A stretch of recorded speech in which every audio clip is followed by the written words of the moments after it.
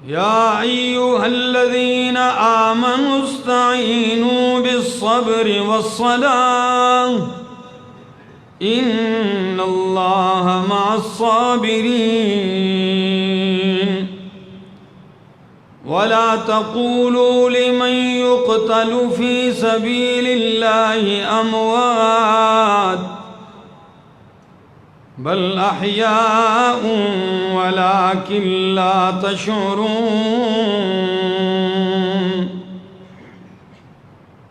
ولنبلونكم بشيء من الخوف والجوع ونقص من الأموال والأنفس والثمرات وبشر الصابرين الذين إذا أصابتهم مصيبة قالوا إنا لله وإنا إليه راجعون أولئك عليهم صلوات من ربهم ورحمة وأولئك هم المهتدون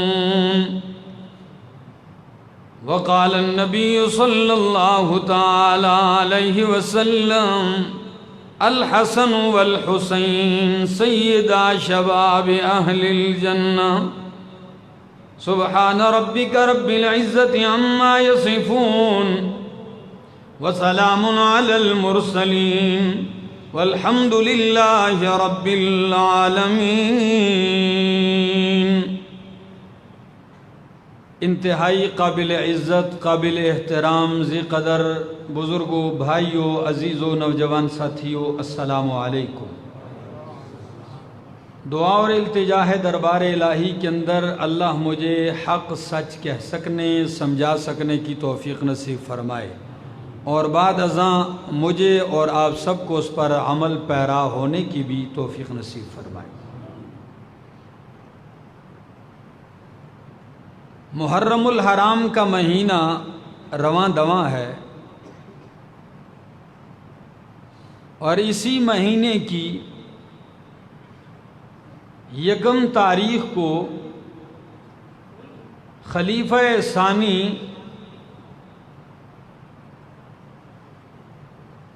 حق اور صداقت کی نشانی فاروق اعظم رضی اللہ تعالی عنہ جامع شہادت نوش کرتے ہیں۔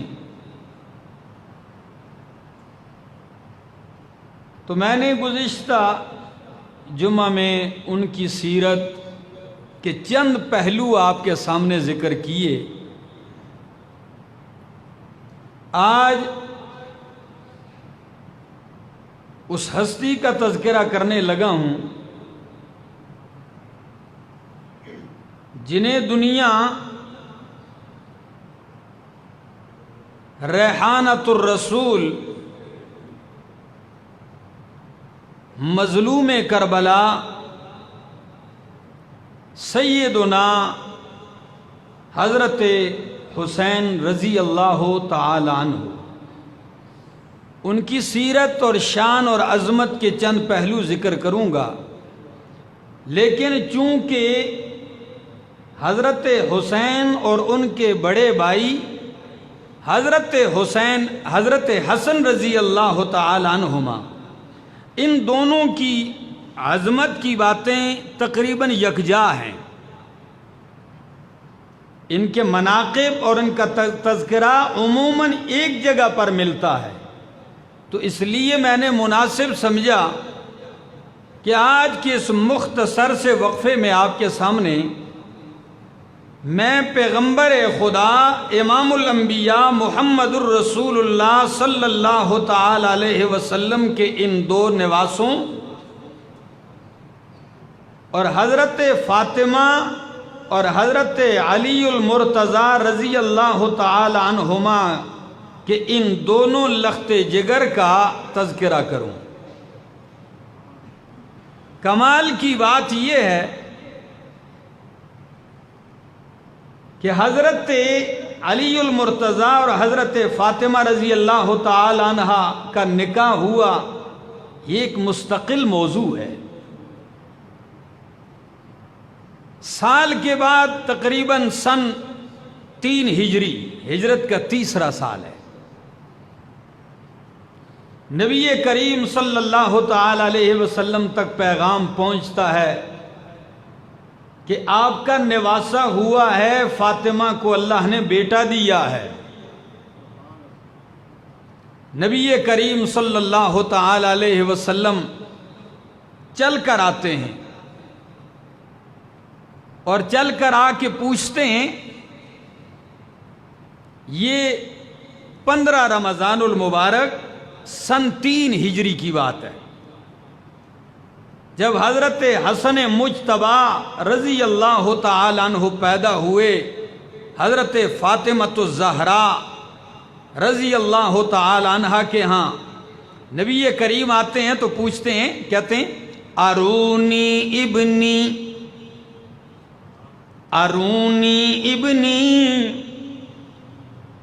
دکھلاؤ تو صحیح مجھے میرا بچہ، میرا بیٹا مجھے دکھلاؤ. پیار اور محبت کا ایک انداز ہے، مجھے میرا بیٹا دکھلاؤ.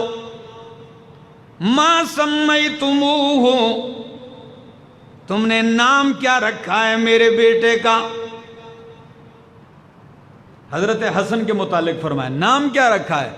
حضرت علی المرتضیٰ فرماتے ہیں قلت حربا، میں نے کہا یا رسول اللہ میں نے تو نام رکھا ہے حرب.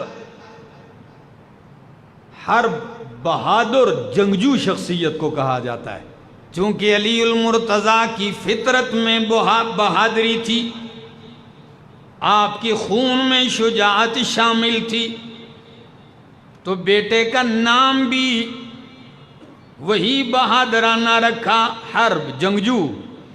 نبی کریم نے فرمایا نہیں، میرے نواسے کا نام حرب نہیں ہے، میں نے ان کا نام رکھا ہے ہوا حسن.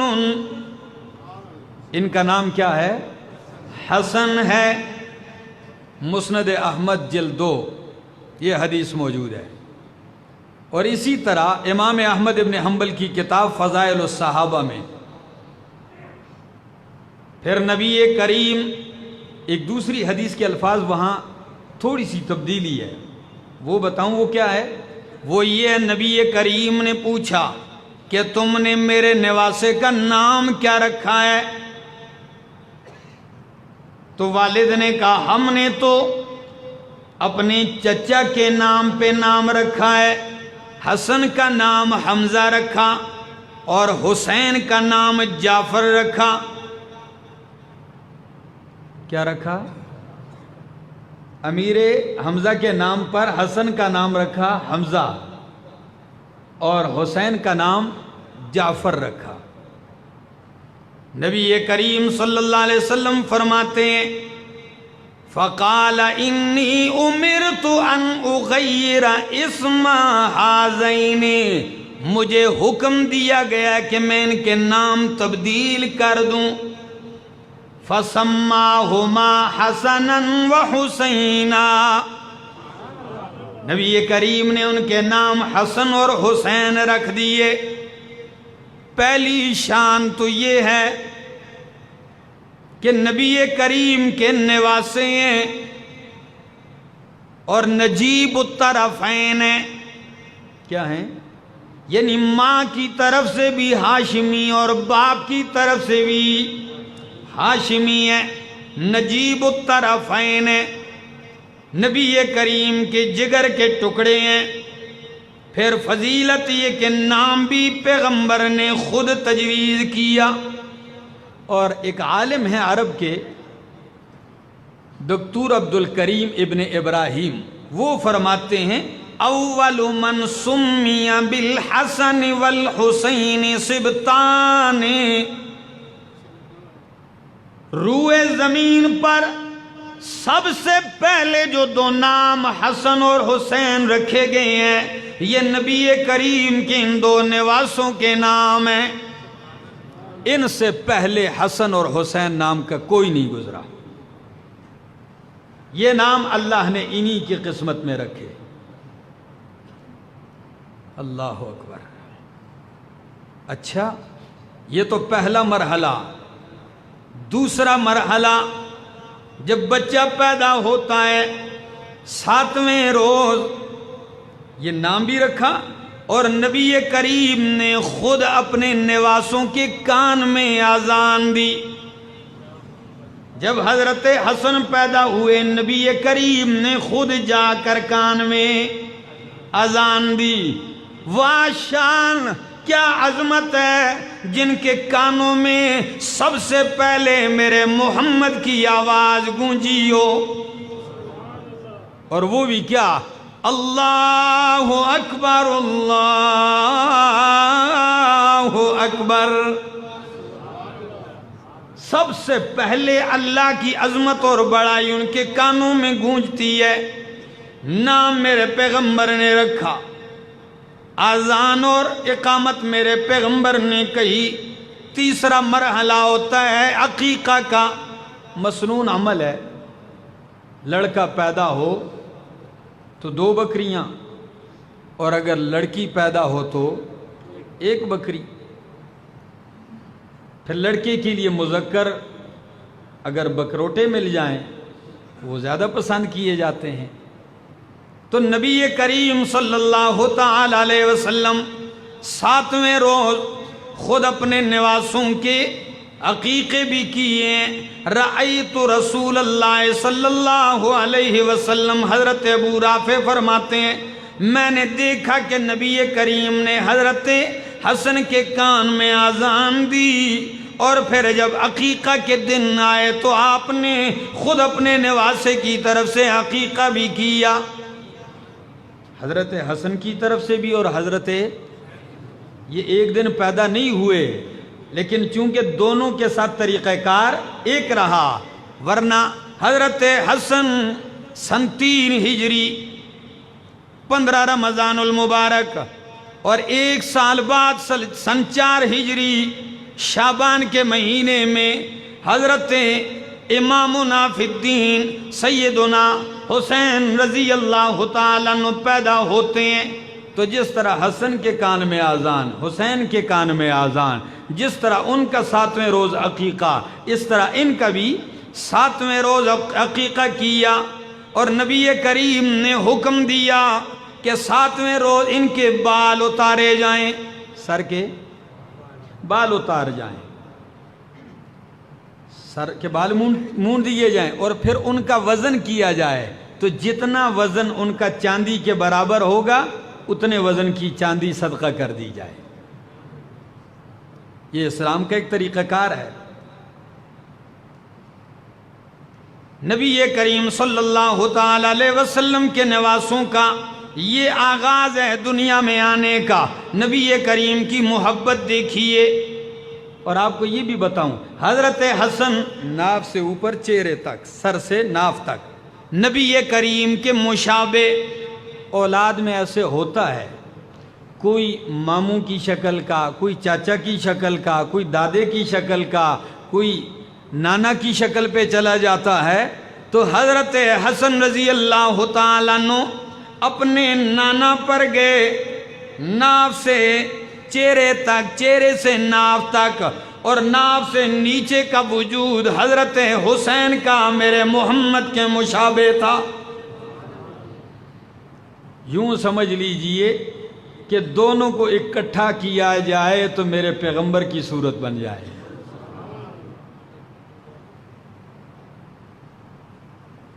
اپنے نانا کی شباہت، اور اتنی مشابہت کہ ایک دفعہ صحیح بخاری کی حدیث ہے، نماز عصر پڑھی، نبی کریم صلی اللہ علیہ وسلم کی وفات کے چند دن کی بات ہے، چند دن گزرے تھے. نماز عصر پڑھائی، خلیفہ پیغمبر، خلیفہ بلا فضل حضرت ابو بکر صدیق نے نماز پڑھانے کے بعد عصر کی جا رہے ہیں. علی المرتضیٰ بھی ساتھ ہیں جو ابو بکر کی امامت میں نماز ادا کرتے ہیں. چلتے ہیں، حضرت حسن بچوں میں کھیل رہے ہیں، تو صدیق اکبر نے دوڑ کر جلدی سے حضرت امام حسن رضی اللہ تعالیٰ عنہ کو اٹھا کے اپنے کاندھے پر بٹھایا اور بٹھا کے کیا فرمایا؟ وَحَمَرْ رَأَيْتُ أَبَا بَكْرٍ رضی اللہ تعالیٰ عنہ حمل الحسن وَهُوَ يَقُولُ بِأَبِي شَبِيهٌ بِالنَّبِيِّ وَلَيْسَ شَبِيهًا بِعَلِيٍّ وَعَلِيٌّ يَضْحَكُ۔ فرمایا حسن تجھ پہ میں ابو بکر کے ماں باپ قربان ہو، تو نبی کے مشابہ ہے، علی کے مشابہ نہیں ہے۔ فرمایا شبیہم بنبی ولیس شبیہم بعلی۔ اللہ کی قسم میرے باپ آپ پہ قربان، آپ تو نبی کی طرح ہیں، آپ علی کی طرح۔ اور علی یہ بات سن کے، یہ منظر دیکھ کے، وَعَلِيٌّ يَضْحَكُ، حضرت علی ہنس رہے تھے، خوش ہو رہے تھے۔ سچ بتاؤ یہ محبتیں تھی کہ نہیں تھی؟ لیکن ان محبتوں کا تذکرہ کچھ بدبخت طبقہ نہیں کرے گا۔ وہ اگر کرے گا تو دنیا کو یہ تصویر دکھائے گا کہ جی بس صحابہ کی تو آپس میں دشمنیاں تھی، وہ تو بس ایسے تھے۔ دنیا کو یہ منظر دکھائے گا، ان کو یہ توفیق نہیں ہوگی کہ حقیقت بتائیں۔ آپ کو یہ تو بتاؤں، نبی کریم صلی اللہ علیہ وسلم سے محبت کی ایک جھلک دیکھیے، اہل بیت سے محبت کی جھلک دیکھیے۔ صدیق اکبر تمام صحابہ سے کہا کرتے تھے کہ لوگوں، نبی کریم سے محبت کرتے ہو تو آپ کے اہل بیت میں آپ کی محبت تلاش کرو، یعنی ان سے محبت کرو۔ وہ تو ان سے محبت کا درس دینے والے تھے، ان کی تعلیم یہی تھی۔ تو خیر، حضرت حسن رضی اللہ تعالیٰ عنہ جب پیدا ہوئے، بڑھنے لگے، آپ کو یہ بھی بتاؤں تقریباً سن 3 ہجری سے لے کر 10 ہجری تک کتنے سال بنتے ہیں؟ 7 سال حضرت حسن نے میرے پیغمبر کی پرورش پائی ہے، اور 6 سال حضرت امامنا حسین رضی اللہ تعالیٰ عنہ نے نبی کریم کی معیت اور آپ کی پرورش پائی ہے۔ کیونکہ ہجرت کے 10ویں سال ربیع الاول کے مہینے میں امام الانبیاء اس دنیا سے پردہ فرما گئے،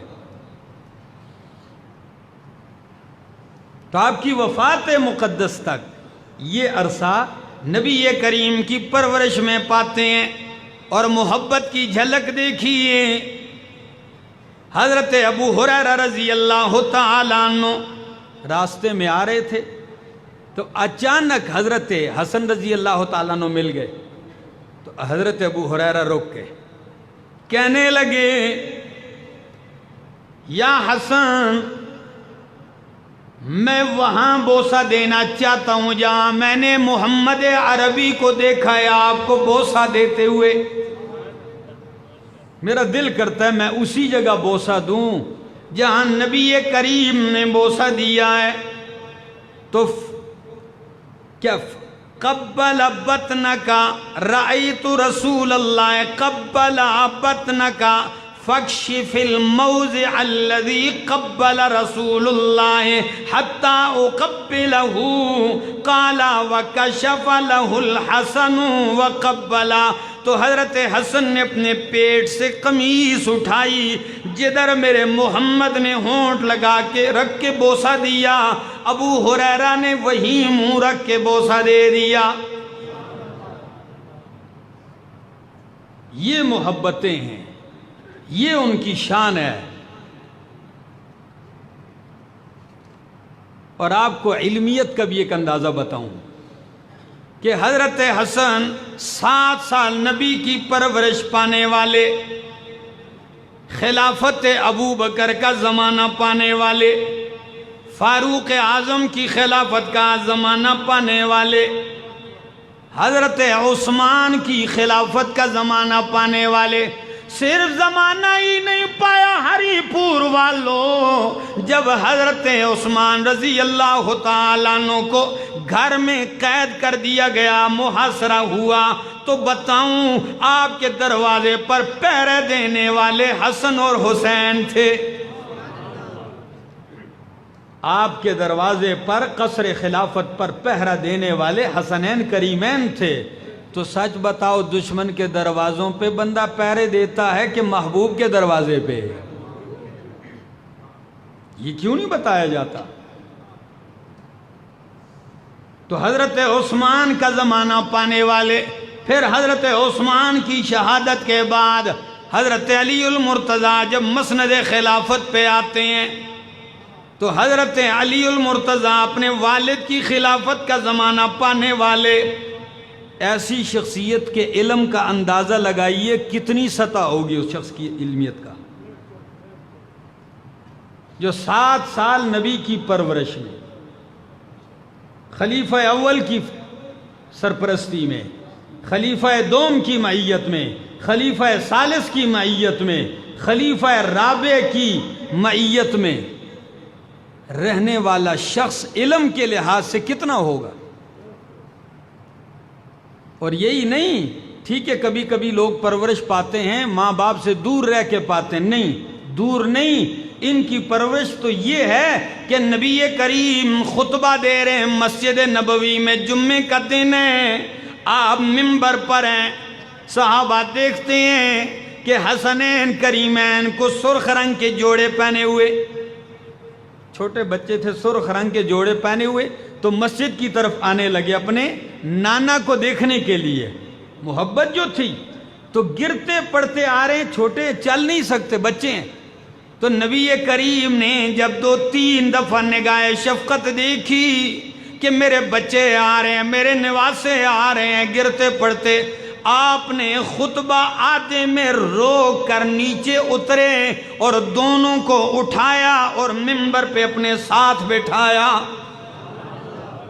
اور پھر ایک جملہ بھی کہا، فرمایا صدق اللہ، اللہ نے سچ فرمایا، انما اموالکم و اولادکم فتنہ، کہ تمہارے مال تمہاری اولاد آزمائش ہے۔ جب میں نے اپنے بچوں کو گرتا پڑتا دیکھا، مجھ سے برداشت نہ ہوا، میں اتر کے چلا گیا، خطبہ کاٹ کے میں نے ان کو اٹھایا اور ساتھ بٹھایا۔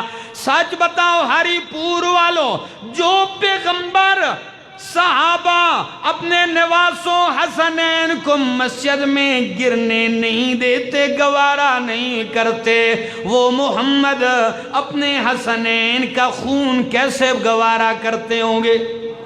کس طرح برداشت کریں گے کوئی بندہ اٹھے اور ان کو قتل کر دے؟ لیکن انشاءاللہ میں بتاتا ہوں کہ کون ہے، جب قاتلین حسین کی خانہ تلاشی لی جائے گی تو آپ کو پتہ چلے گا کہ یہ کون ہے۔ میں دیکھتا ہوں انشاءاللہ، حوالے آپ کے سامنے ذکر کرتا ہوں۔ بتا رہا تھا کہ حضرت حسن رضی اللہ تعالیٰ عنہ کی علمیت دیکھیے۔ قاضی سلیمان منصور پوری رحمہ اللہ اپنی کتاب رحمت للعالمین میں، علامہ ابن قیم رحمہ اللہ کی کتاب طرق الحکمیہ کے حوالے سے ایک عجیب واقعہ ذکر کرتے ہیں کہ جب علی المرتضیٰ خلیفۃ المسلمین بنے، امیر المومنین بنے، تو مسند خلافت پہ فائز ہیں۔ ایک دن ایک عجیب کیس آیا، عجیب واقعہ آیا، آپ بھی سنیں گے حیران رہ جائیں گے۔ ایک شخص کو لایا گیا، خون سے اس کا وجود، کپڑے سارے خون آلود ہیں، چھرا بھی ہاتھ میں ہے۔ جب لایا اس نے اعتراف کر لیا، جی میں نے قتل کیا فلاں بندے کو، فلاں بندے کو میں نے قتل کیا۔ پولیس نے گرفتار کیا، امیر المومنین علی المرتضیٰ کی عدالت میں پیش کر دیا، اس نے اعتراف جرم کر لیا کہ میں نے فلاں کا قتل کیا۔ ادھر اس نے اقرار کیا، تھوڑی دیر گزری کہ ایک شخص دوڑتا ہوا آیا اور کہنے لگا، امیر المومنین فلاں جو بندہ قتل ہوا ہے اس کو میں نے قتل کیا ہے، اس کو میں نے قتل کیا۔ اب معاملہ سخت ہو گیا، کہ مقتول ایک ہے اور اس کو قتل کرنے کا اعتراف دو بندوں نے کر لیا ہے، اور دوسرا کہ کہتا ہے جی اس نے نہیں قتل کیا، میں نے قتل کیا ہے۔ حضرت علی المرتضیٰ پہلے شخص کو دیکھ کے کہنے لگے اچھا جب آپ نے قتل نہیں کیا تو اعتراف کیوں کیا؟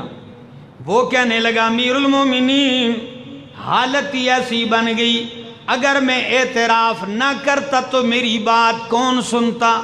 فرمایا پورا واقعہ سنا، ماجرا کیا ہے؟ فرمایا امیر المومنین اصل میں قصاب ہوں، قصائی ہوں۔ کیا ہوں؟ میرے گوشت کی دکان تھی، میں قصائی ہوں، جانور ذبح کرتا ہوں، اور اسی وقت میں نے ایک جانور ذبح کیا تو خون میرے وجود پر تھا، چھری بھی میرے ہاتھ میں تھی، تو اس وقت مجھے پیشاب کی حاجت ہوئی تو جانور ذبح کیا، اور ذبح کرنے کے بعد میں چھری لیے فوراً حاجت کے لیے چلا گیا، تو جب حاجت کر رہا تھا تو پاس ہی گھاس میں ایک بندہ قتل پڑا ہے۔ جب میں نے مقتول کو دیکھا بندہ کوئی مار کے چلا گیا ہے، تو میں اسی طرح رنگے ہاتھوں جب میت کو دیکھنے کے لیے گیا مقتول کو، تو میں دیکھ ہی رہا تھا کہ اوپر سے پولیس نے چھاپا مار دیا۔ پولیس کا چھاپا پڑ گیا، اب میں تو خون سے رنگین بھی ہوں، چھری بھی میرے ہاتھ میں ہے اور بندہ بھی مرا پڑا ہے، میں ادھر لاکھ کہتا کہ بھائی میں مجرم، مجھے کوئی چھوڑتا تھا؟ تو میں نے کہا میری ادھر کوئی نہیں سنے گا، لہٰذا بہتر یہ کہ عدالت پہنچ جاؤں ورنہ ادھر ہی نہ کوئی مار دے، تو اس لیے میں نے کہہ دیا ہاں میں نے مارا ہے، بس۔ فرمایا اچھا، دوسرے شخص کی طرف دیکھا، فرمایا تو جو اقرار کرنے کیسے آ گیا؟ وہ کہنے لگا امیر المومنین میں نے اس بندے کو پیسے کی لالچ میں قتل کیا تھا، میں غریب آدمی ہوں، مال کی لالچ میں نے اسے قتل کیا تھا، اور قتل کر کے میں پاس ہی چھپ گیا تھا، تو پولیس نے چھاپا ڈال کے اس کو پکڑ لیا، اس کو گھسیٹتے ادھر لے آئے اور میں بچ گیا۔ جو ہی میں بچ گیا میرے دل میں خیال آیا کہ یہ تو نے غلط کیا ہے، یہ تو نے غلط کیا ہے، مجھے احساس ہوا تو میں سیدھا آ گیا آپ کے پاس اور میں نے اقرار کر لیا اور حقیقتاً میں نے ہی قتل کیا ہے۔ اب جب کیس اس موڑ پہ پہنچا، علی المرتضیٰ مسند خلافت پر ہے، پاسی امامنا فی الدین حضرت حسن رضی اللہ تعالیٰ عنہ بھی ہیں۔ نبی کریم نے حضرت علی نے حسن کی طرف دیکھا، فرمایا حسن اب آپ کی رائے کیا ہے بیٹا، کیا ہونا چاہیے فیصلہ؟ سنیے نواسہ رسول کا فتویٰ دیکھیے۔ کہنے لگے ابا جان میری رائے تو یہ ہے کہ یہ دوسرا بندہ جو ہے اسے چھوڑ دینا چاہیے، صلح کرا دینی چاہیے۔ کیوں؟ اس لیے کہ اس نے ایک بندے کو قتل تو کیا ہے لیکن ایک بندے کو قتل سے بچایا بھی ہے، ایک بندے کو قتل بھی کیا ہے لیکن ایک بندے کو پھانسی پہ چڑھنے سے بچا بھی لیا ہے۔ قرآن کہتا ہے وَمَنْ أَحْيَاهَا فَكَأَنَّمَا أَحْيَا النَّاسَ جَمِيعًا، جس نے ایک نفس کو بچا لیا گویا اس نے تمام انسانیت کو بچا لیا۔ جب یہ فیصلہ دی، رائے دی، حضرت علی نے ان کی رائے کو درست تسلیم کیا اور مقتول کے وارثوں کے ساتھ اس قاتل کی صلح کروا دی، دیت دے دی، بندہ بچ گیا۔ میرے دوستو، اللہ نے علم سے، عمل سے، آپ کو عجیب بات بتاؤں، 25 حج کیے ہیں پیدل چل کر حضرت حسن رضی اللہ عنہ۔ کتنے؟ 25 حج۔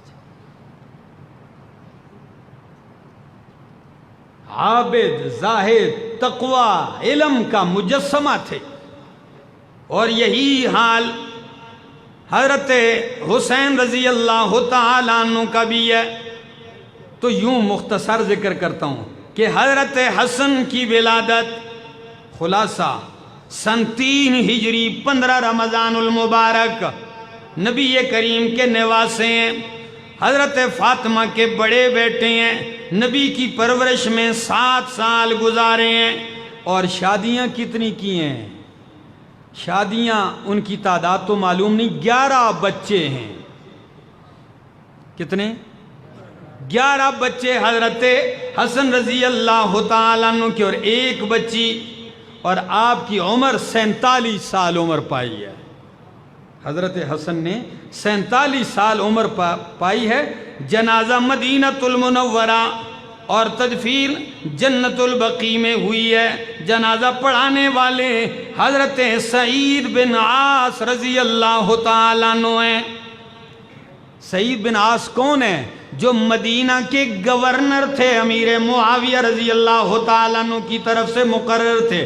جب حضرت حسن رضی اللہ تعالیٰ عنہ ان کا جنازہ لایا گیا تو حضرت حسین رضی اللہ تعالیٰ عنہ اپنے بھائی کے جنازے کے لیے پہنچتے ہیں تو سعید بن عاص کو ہاتھ سے پکڑ کے آگے کرتے ہیں کہ جنازہ آپ پڑھائیں۔ وہ کہنے لگے جی آپ بھائی ہیں، آپ نواسہ رسول ہیں، آپ پڑھائیں، آپ کے بھائی ہیں بڑے۔ فرمایا یہ میرے نبی کی سنت ہے کہ حق امیر کا بنتا ہے۔ کس کا؟ تو چونکہ امیر آپ نہ ہوتے تو میں خود آگے ہو جاتا، آپ امیر ہیں آپ آگے ہو جائیں۔ وہ آگے ہوئے، انہوں نے جنازہ پڑھائی، جنت البقیع میں آپ کو دفن نصیب ہوا۔ اور دوسرے نواسے حضرت حسین رضی اللہ تعالیٰ عنہ سن 4 ہجری شعبان کے مہینے میں پیدا ہوئے۔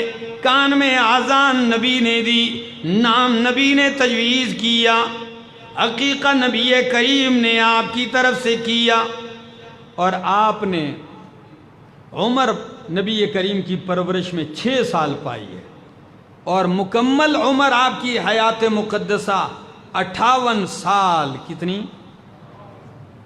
تقریباً 58 سال آپ کی عمر بنتی ہے۔ لیکن آپ کو یہ بھی بتا دوں کہ 58 سال عمر پانے والی ہستی کا تذکرہ جب منبر سے ہوتا ہے تو 2 موڑ بیان ہوتے ہیں۔ کتنے؟ یہ ظلم ہے، یہ ناانصافی ہے، یہ تاریخ کو مٹانا ہے۔ پہلا مرحلہ کیا بیان ہوتا ہے؟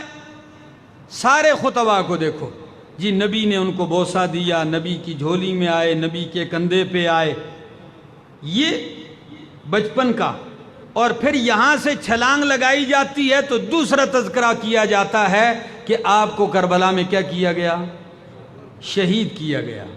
نواسہ رسول نے 58 برس گزارے ہیں، لیکن کوئی جرت کر کے کیوں نہیں بیان کرتا کہ آپ نے خلیفہ اول کے دور میں کیا کردار رہا آپ کا، خلیفہ اول کا آپ کے ساتھ کیا تعلق رہا، خلیفہ دوم کی زندگی میں کیسے گزارے ہیں دن زندگی کے، خلیفہ سوم کی زندگی میں دن کیسے گزارے ہیں، خلیفہ رابع اپنے والد گرامی کی زندگی میں دن کیسے گزارے ہیں، اور پھر حضرت حسن کے ساتھ کیسے دن گزارے ہیں، پھر امیر معاویہ رضی اللہ تعالیٰ عنہ سن 41 ہجری۔ ذرا یہ بھی سن لیجئے، جب حضرت حسن رضی اللہ تعالیٰ عنہ کو ایک دن نبی علیہ السلام نے یوں اٹھایا، منبر پہ پاس بٹھایا، بوسہ دے کے کیا فرمایا؟ صحیح بخاری، فرمایا ان ابنی ھذا سید، میرا یہ بیٹا سردار ہے۔ کیا ہے؟ تو میں بتاؤں آپ لوگوں کو، جس کو نبی سردار کہہ دیں اس کی شان کا کوئی کیا مقابلہ کرے؟ فرمایا میرا یہ بیٹا سردار ہے۔ اور اگلی بات، لعل اللہ ان یصلح بہ بین فئتین عظیمتین من المسلمین، شاید اللہ میرے اس بیٹے کے ذریعے مسلمانوں کی 2 بڑی جماعتوں کی صلح کرا دے آپس میں۔ کس کی صلح کرا دے؟ مسلمانوں کی دو جماعتوں کی۔ سن 41 ہجری ہے جب علی المرتضیٰ شہید ہوتے ہیں، مسند خلافت پہ حضرت حسن آتے ہیں۔ 6 مہینے خلافت کی، کتنا؟ 6 مہینے حضرت حسن اپنے والد گرامی کی جگہ خلیفہ رہے ان کے بعد، اور 6 مہینے کے بعد آپ چلتے ہیں 70,000 آدمیوں کو جنہوں نے آپ کے ہاتھ پر بیعت کی، اور آپ چلتے ہیں امیر معاویہ امیر شام سے صلح کرتے ہیں۔ پہلے آپ اٹھتے ہیں بیعت کرتے ہیں، پھر آپ کے تمام ساتھی اٹھ کے بیعت کرتے ہیں حضرت امیر معاویہ کی، اور اپنے والد کا جو حصہ تھا وہ بھی ان کے حوالے کر دیا۔ 19 سال تک امیر معاویہ کے حوالے کر دی خلافت۔ یہ سنی نہیں، سب کتابوں نے لکھا ہے۔ اور جب یہ کیا تو جو نام نہاد محبت کرنے والے ہیں ان کا حشر سن لیجئے، انہوں نے کیا کیا۔ جب حضرت حسن نے امیر معاویہ سے صلح کر لی تو اب جو نام لیوا ہیں برائے نام، جو اصل میں دشمنان تھے، ان کے الفاظ دیکھیے۔ وہ جب حضرت حسن کا نام لیتے تو وہ کہتے یا عار المؤمنین یا مذل المؤمنین۔ حضرت حسن کو کہتے نعوذ باللہ کہ یا مذل المؤمنین، مومنوں کو ذلیل کرنے والے، یا عار المؤمنین، مومنوں کو رسوا کرنے والے۔ یہ میری کتاب نہیں ہے، یہ انہی کی کتاب کی بات کر رہا ہوں، اور کتاب کا نام ہے جلاء العیون۔ جلاء العیون میں لکھا ہے وہی برائے نام لیوا اب ان کو کیا کہتے؟ تو نے ہمیں رسوا کر دیا ہے، تو نے ہمیں ذلیل کر دیا۔ اور ایک بدبخت تو ایسا بھی تھا جس کا نام تھا سفیان ابن ابی لیلہ، وہ جب حضرت حسن سے ملتا تو آ کے کہتا السلام علیک یا عار المؤمنین، السلام علیک یا مذل المؤمنین۔ السلام علیکم کہنے کے بجائے یعنی سلامتی ہو تجھ پر جس نے مومنوں کو ذلیل و رسوا کر دیا ہے۔ معلوم ہوتا ہے کہ یہ اپنے ناپاک عزائم پورے کروانا چاہتے تھے ان سے، اور جب وہ نہ کرتے تو انہی کے دشمن بنتے، تابعدار نہیں، ان کے اطاعت گزار نہیں تھے، شریر اور فسادی تھے۔ اور ذرا آگے آئیے، جب سن 61 ہجری میں حضرت حسین رضی اللہ تعالی عنہ مکہ سے چلتے ہیں اور کوفہ سے لوگوں نے خط لکھے۔ کتنے خط آئے تھے؟ یزید کی حکومت میں 12,000 خط آئے تھے۔ کتنے خط؟ 12,000 خطوط لکھے۔ اس میں کیا تھا کہ اے نواس رسول، ہم آپ کے تابعدار، ہم آپ کے غلام، ہم آپ پہ جان دینے والے، مر مٹنے والے، آپ آ جائیں، یہاں کے حالات ٹھیک ہو جائیں گے۔ ہم نمازیں نہیں پڑھتے، جمعہ معطل ہو گیا ہے، ہم عیدین نہیں پڑھتے، نحن بلا امیر نحن بلا خلیفت، کوئی امیر نہیں ہے، کوئی خلیفہ نہیں ہے، آپ آ جائیں۔ حضرت حسین رضی اللہ تعالیٰ عنہ ارادہ کرتے ہیں چلنے کا۔ کہاں؟ کوفہ جانے کا ارادہ کر لیا، عراق جانے کا۔ جس بندے کو 12,000 خطوط آئیں کہ آپ آئیں گے تو حالات ٹھیک ہوں گے، ورنہ یہاں تو یہ ظلم ہو رہا ہے، حدود قائم نہیں ہے، یزید نے یہ کر دیا، یہ کر دیا، یہ کر دیا، آپ آئیں۔ تو جب حضرت امامنا فی الدین حضرت حسین چلتے ہیں، 80 آدمیوں کا قافلہ چلتا ہے۔ کتنے؟ 80 آدمیوں کا قافلہ چلتا ہے۔ تو حضرت عبداللہ ابن عمر رضی اللہ تعالیٰ عنہ کو پتہ چلتا ہے کہ کہ نواس رسول تو چل پڑنے کا ارادہ کر چکے ہیں، فوراً آتے ہیں اور آ کے کیا کہتے ہیں کہ اللہ کے پاک پیغمبر کے نواسے حضرت حسین سے کہا حسین کہاں کا ارادہ ہے؟ تو سنیے، حضرت حسین نے نکالے اخرجا توامیر اے کتب اہل العراق، عراق کی طرف سے جو خطوط آئے تھے یہ خطوط ہیں، دیکھ لو، حالات ٹھیک نہیں، میں جا رہا ہوں۔ ہذی کتبہم و بیعتہم، اور انہوں نے لکھا ہے کہ بس آپ کے آنے کی دیر ہے، ہم آپ کے ہاتھ پہ بیعت کر دیں گے، یزید سے جان چھوٹ جائے گی۔ تو حضرت حسین کو بڑا روکا، نہ جائیں نہ جائیں، اور لفظ بتاؤں کیا کہیں عبداللہ ابن عمر نے؟ فرمایا حسین یہ وہی ہیں جنہوں نے آپ کے بھائی کو بھی قتل کیا، مارا، یہ وہی ہیں جنہوں نے آپ کے والد کو بھی شہید کیا ہے، نہ جائیے، یہ وفادار لوگ نہیں ہیں، کوئی بھی آپ کا ساتھ نہیں دے گا، تنے تنہا رہ جاؤ گے، نہ جائیے، یہ جھوٹے ہیں۔ لیکن حضرت حسین نے فرمایا اب میں جانے کا ارادہ کر چکا ہوں، اب جاؤں گا۔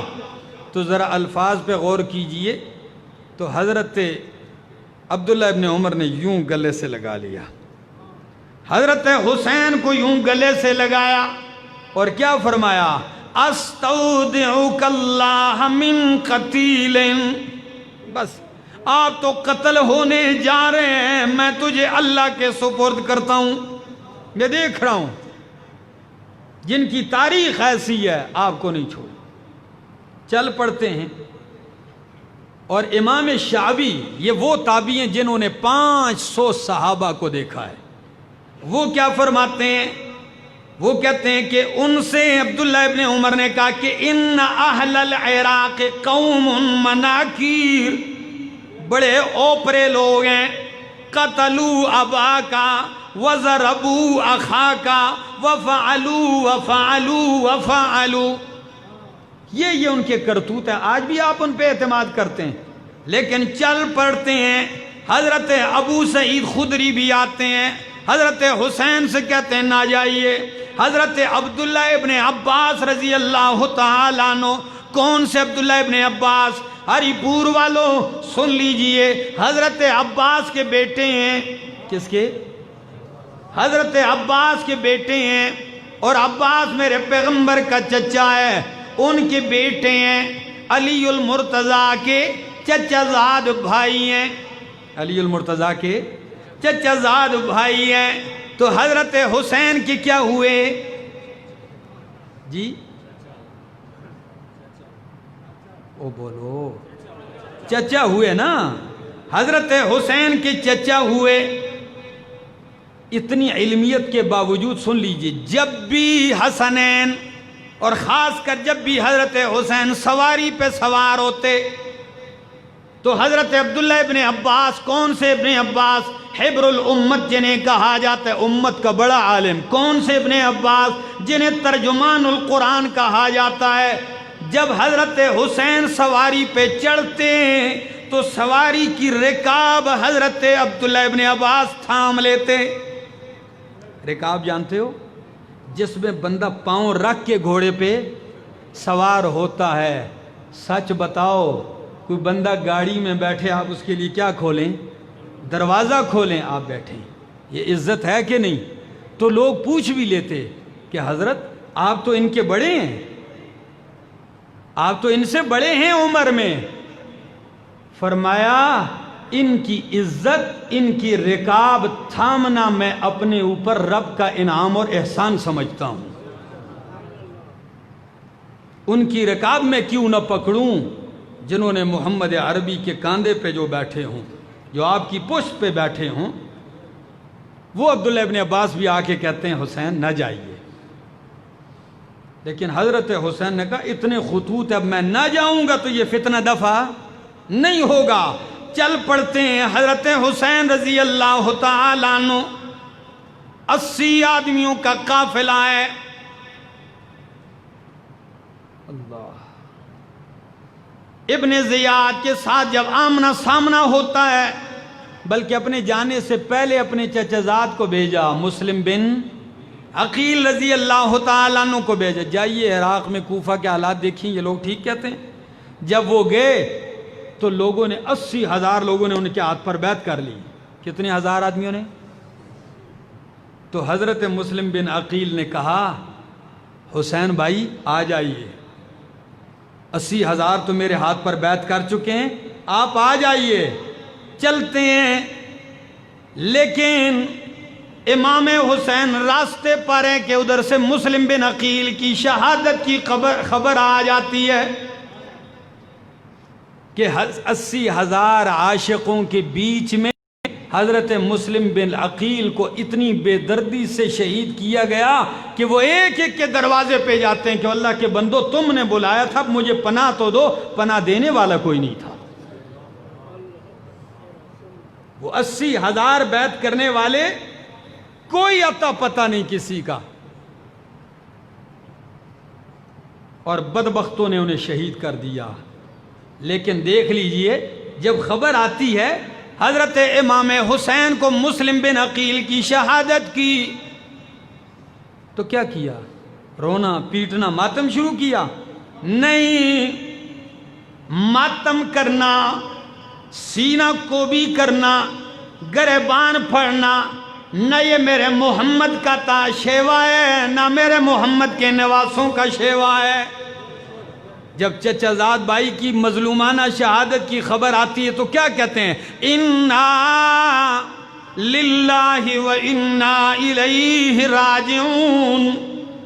اور انہوں نے پیغام بھیجا کہ بھائی نہ، یہ مجھے تو مارا جا رہا ہے، کوئی بھی ساتھ دینے والا نہیں، آپ واپس چلے جائیے. اس وقت حضرت حسین نے کہا ابن زیاد کی فوج سے کہ 3 باتیں ہیں بس، یا مجھے واپس جانے دو، یا مجھے کسی محاذ پہ جانے دو جا کے شہید ہو جاؤں، یا تیسری رائے یہ ہے کہ تم پہ اعتماد نہیں، مجھے سیدھا جانے دو، یزید کے ساتھ ملنے دو، میں ان سے خود جا کے بات کرتا ہوں، تم سے نہیں، خود پہنچتا ہوں، ان سے بات کرتا ہوں. تو انہوں نے جو سازش کی تھی کہ واپس چلے گئے تب بھی ہماری سازش ناکام، کسی جہاد کے میدان میں جائیں گے تب بھی ہماری سازش ناکام، اگر یہ یزید سے جا کے ملتے ہیں تب بھی ہم ننگے ہوتے ہیں، ہماری سازش ناکام. تو انہوں نے کہا اب بہتری اسی میں ہے کہ ان کو یہاں شہید کر دیا جائے. سفر کی حالت میں، محرم الحرام کا مہینہ ہے، اور آنن فانن میں ان بدبختوں نے حضرت حسین رضی اللہ تعالی عنہ کو شہید کرنا شروع کر دیا. 80 آدمیوں کے قافلے میں 72 آدمی جام شہادت نوش کرتے ہیں، 8 آدمی بچتے ہیں. کتنی بے دردی سے، کتنے ظلم سے شہید کیا گیا. کیا سچ بتاؤ نام لیوا عاشق تھے کہ نہیں؟ کوئی نظر آیا ادھر؟ جی وہ 12,000 خطوط لکھنے والوں میں ہی کوئی تھا؟ اور آج جب یہ لوگ واقعہ کربلا بیان کرتے ہیں تو یوں بیان کرتے ہیں جیسے لگتا ہے کہ یہ کوئی کیمرہ کسی نے لیا ہوا تھا. یہ ہوا وہ ہوا، یہ ہوا وہ ہوا، یہ ہوا وہ ہوا. کوئی شک نہیں ہے ظلم ہوا. منبر پہ کہتا ہوں جس شخص نے یہ ظلم کیا ہے ہم اس پہ لعنت بھیجتے ہیں. وہ ملعون ہے جو جس نے امام حسین کو قتل کیا ہے. لیکن بات اتنی تو بتائیے کہ قتل کیا کس نے؟ سوال تو یہ ہے ہری پور والوں، بلواؤ تم ایک بندے کو، 80,000 خطوط لکھو، بلاؤ، جان فدائی کا دعویٰ کرو، جان نثاری کا دعویٰ کرو، اور جب بندہ آئے تمہارے پاس اور اس کے بچوں سمیت آپ کو شہید کیا جائے اور کوئی پاس بھی آنے والا نہ ہو. تو سمجھو کہ یہی سازشی تھے، یہی سازشی تھے، اور اگر نہیں تو آئیے انہی کے گھر لے چلتا ہوں ذرا۔ اللہ، حضرت حسین رضی اللہ تعالیٰ عنہ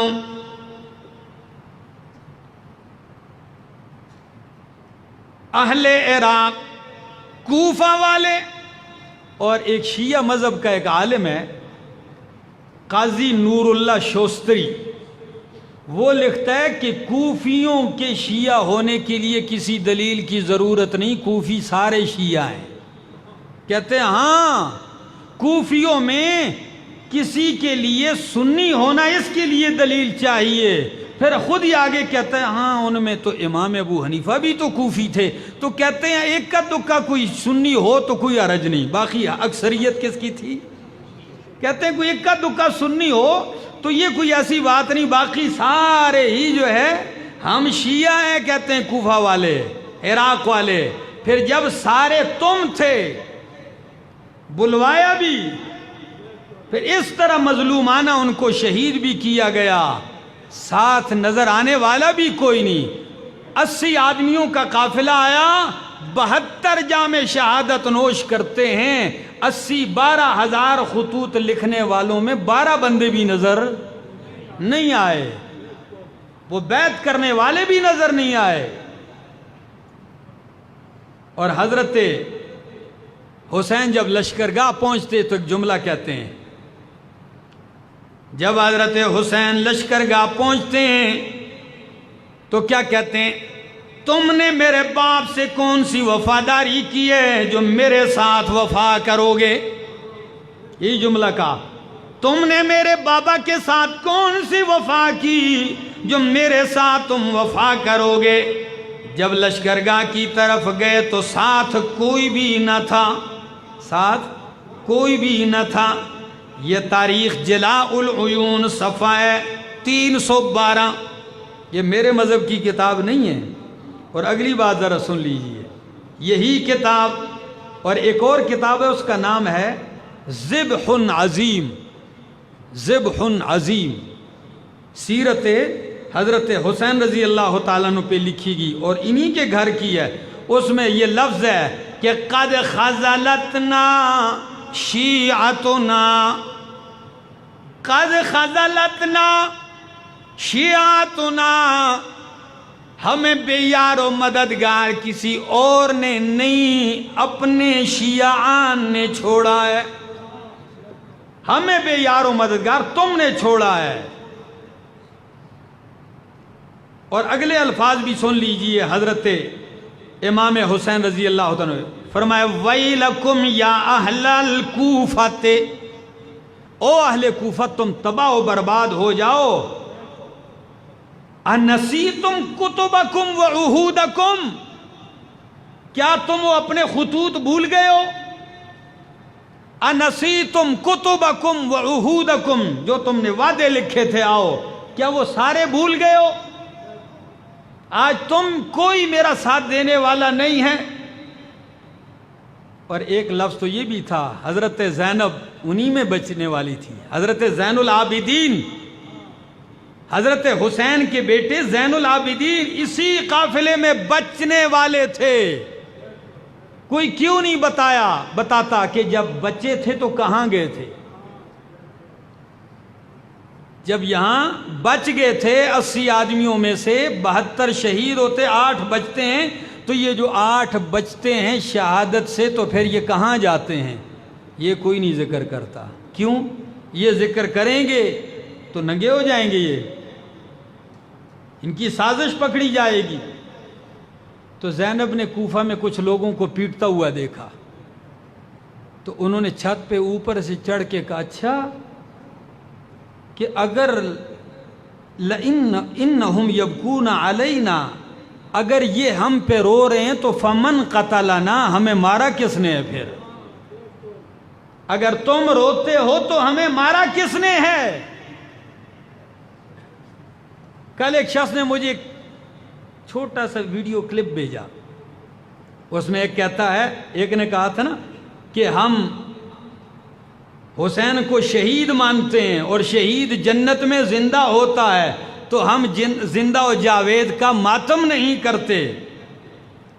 تو اس کے جواب میں کسی نے شعر بنایا تھا کہ قاتل کبھی مقتول کا ماتم نہیں کرتے، یعنی تمام سنیوں کو انہوں نے کیا بنا دیا؟ قاتل بنا دیا، کیونکہ اہل سنت ماتم نہیں کرتے، سینے نہیں پیٹتے، گریبان نہیں پھاڑتے، تو انہوں نے کیا کہا؟ قاتل کبھی مقتول کا ماتم نہیں کرتے۔ میں نے کہا ذرا تاریخ دیکھ لیجئے، تاریخ دیکھ لیجئے کہ قاتل مقتول کا ماتم نہیں کرتے، لیکن کبھی کبھی کرتے بھی ہیں۔ وارث نہیں کرتے ماتم، کیا؟ وارث ماتم نہیں کرتے۔ حضرت یوسف علیہ السلام کے ابا جان کے پاس، یعقوب علیہ السلام کے پاس برادران یوسف آئے۔ یوسف کو کنویں میں کس نے پھینکا تھا؟ بھائیوں نے پھینکا تھا کہ نہیں؟ جب پھینکا تو رو بھی کون رہے تھے؟ جی ماتم بھی کون کر رہے تھے؟ پھینکنے والے ماتم کر رہے تھے۔ تو یعقوب علیہ السلام وہ قاتل تو نہیں تھے نا، وہ مارنے والے نہیں تھے۔ ان کا جملہ قرآن نقل کرتا ہے، وہ کہنے لگے فصبر جمیل، وارث کا جملہ ہے فصبر جمیل، اور مارنے والوں کی جملے ہیں جاؤ اباہم عشاء یبکون، رات کو ابا جی کے پاس روتے ہوئے آئے۔ وہی تو مارنے والے تھے، وہی تو کنویں میں پھینکنے والے تھے۔ اور ہمارا مسلک یہ ہے کہ حضرت حسین سے پہلے حسن شہید، حسین نے ماتم نہیں کیا۔ حضرت حسن سے پہلے اپنے بابا جان امیر المومنین علی المرتضیٰ کا جنازہ بھی اٹھایا ہے حضرت حسین نے، لیکن باپ کی مظلومانہ شہادت فجر کی نماز میں علی المرتضیٰ رضی اللہ تعالیٰ عنہ کے اوپر ابن ملجم بدبخت نے حملہ کیا تھا اور آپ کو شہید کیا ہے، لیکن کوئی بتائے کہ حسین نے ماتم کیا ہو؟ کوئی بتا سکتا ہے؟ اگر ہے تو پیش کرو۔